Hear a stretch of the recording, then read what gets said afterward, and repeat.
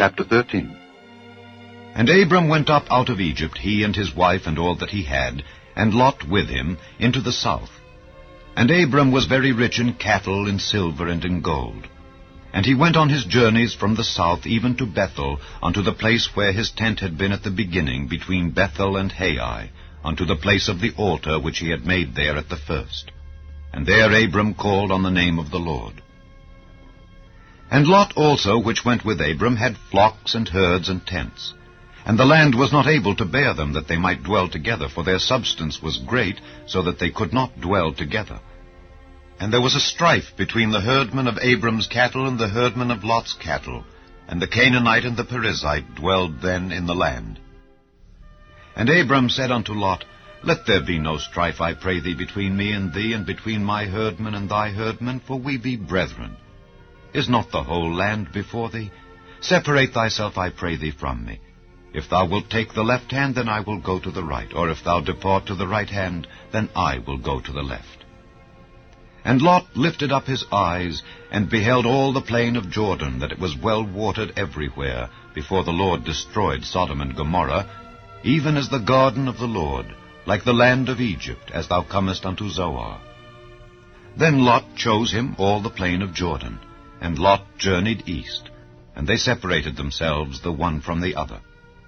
Abram dwelled in the land of Canaan, and Lot dwelled in the cities of the plain, and pitched his tent toward Sodom.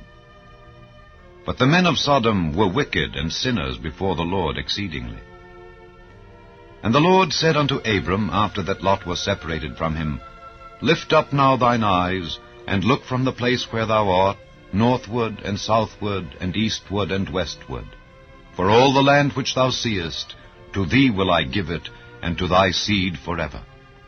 And I will make thy seed as the dust of the earth, so that if a man can number the dust of the earth, then shall thy seed also be numbered. Arise, walk through the land in the length of it and in the breadth of it, for I will give it unto thee. Then Abram removed his tent, and came and dwelt in the plain of Mamre, which is in Hebron, and built there an altar unto the Lord. Chapter 14. And it came to pass in the days of Amraphel king of Shinar, Arioch king of Elasar, Kedorlaomer king of Elam, and Tidal king of nations, that these made war with Bera king of Sodom, and with Bershah king of Gomorrah, Shinab king of Admah, and Shemeba king of Zeboim, and the king of Bela, which is Zoar. All these were joined together in the vale of Siddim, which is the Salt Sea. 12 years they served Kedorlaomer, and in the 13th year they rebelled. And in the 14th year came Kedorlaomer and the kings that were with him, and smote the Rephaims in Ashtaroth Karnaim, and the Zuzims in Ham, and the Emims in Shavi Kiriathaim, and the Horites in their Mount Seir, unto Elparan, which is by the wilderness. And they returned, and came to Enmishpat, which is Kadesh, and smote all the country of the Amalekites, and also the Amorites, that dwelt in Hazazon Tamar. And there went out the king of Sodom, and the king of Gomorrah, and the king of Admah, and the king of Zeboim, and the king of Bela, the same is Zoar, and they joined battle with them in the vale of Siddim, with Kedorlaomer the king of Elam, and with Tidal king of nations, and Amraphel king of Shinar, and Arioch king of Elasar, 4 kings with 5. And the vale of Siddim was full of slime pits, and the kings of Sodom and Gomorrah fled and fell there, and they that remained fled to the mountain. And they took all the goods of Sodom and Gomorrah and all their victuals, and went their way. And they took Lot, Abram's brother's son, who dwelt in Sodom, and his goods, and departed. And there came one that had escaped, and told Abram the Hebrew, for he dwelt in the plain of Mamre the Amorite, brother of Eshcol, and brother of Aner, and these were confederate with Abram. And when Abram heard that his brother was taken captive, he armed his trained servants, born in his own house, 318, and pursued them unto Dan. And he divided himself against them, he and his servants, by night, and smote them, and pursued them unto Hobah, which is on the left hand of Damascus. And he brought back all the goods, and also brought again his brother Lot and his goods, and the women also, and the people. And the king of Sodom went out to meet him after his return from the slaughter of Chedorlaomer and of the kings that were with him, at the valley of Shaveh, which is the king's dale. And Melchizedek king of Salem brought forth bread and wine, and he was the priest of the Most High God. And he blessed him and said, Blessed be Abram of the Most High God, possessor of heaven and earth, and blessed be the Most High God, which hath delivered thine enemies into thy hand. And he gave him tithes of all. And the king of Sodom said unto Abram, Give me the persons, and take the goods to thyself. And Abram said to the king of Sodom, I have lift up mine hand unto the Lord, the Most High God, the possessor of heaven and earth, that I will not take from a thread even to a shoe latchet, and that I will not take anything that is thine, lest thou shouldest say, I have made Abram rich, save only that which the young men have eaten, and the portion of the men which went with me, Aner, Eshcol, and Mamre. Let them take their portion. Chapter 15. After these things the word of the Lord came unto Abram in a vision, saying, Fear not, Abram, I am thy shield and thy exceeding great reward. And Abram said, Lord God, what wilt thou give me, seeing I go childless, and the steward of my house is this Eliezer of Damascus?